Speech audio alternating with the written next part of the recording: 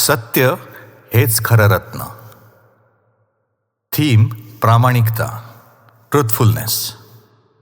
बाजाराचा गजबजाट, चिमणीसारख्या आवाजात बोलणारी माणसं आणि हवेत दरवळणारे वडापाव आणि चमचमीत भज्यांचे सुवास. अरुण, एक उत्साही मुलगा, आईसोबत बाजारात आला होता. त्याच्या डोळ्यात कुतूहल आणि हातात एक मावा बर्फी. खरेदी करत करत तो एकटाच पुढे गेला आणि त्याला काहीतरी चमकताना दिसलं. एक सुंदर तेजस्वी रत्न जमिनीवर पडलेलं. निळसर रुपेरी रंगात ते अगदी चमकत होतं. अरुणचं मन थबकलं. किती छान आहे, कुणाचं असेल?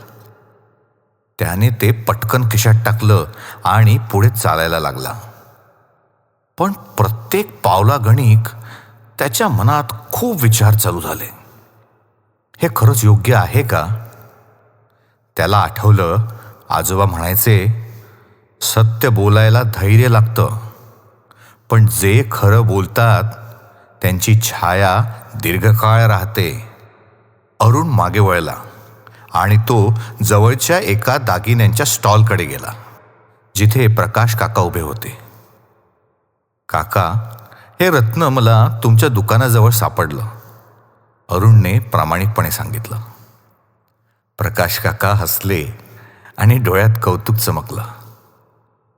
तू हे लपवू शकला असतास, पण तू सत्य निवडलंस. हेच खरं मूल्य आहे. तेवढ्यात त्यांनी एक छोटा निळसर नीलम अरुणच्या हातात ठेवला. हे तुला भेट. खूप मोठं नाही, पण यामागे प्रामाणिकपणाचं सोनं आहे. अरुणने नीलम हातात धरला आणि चालू लागला. मन अगदी हलकं आणि आनंदानं भरलेलं.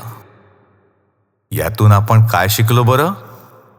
सत्याची चमक कधीही कमी होत नाही, ती मन उजळवत राहते.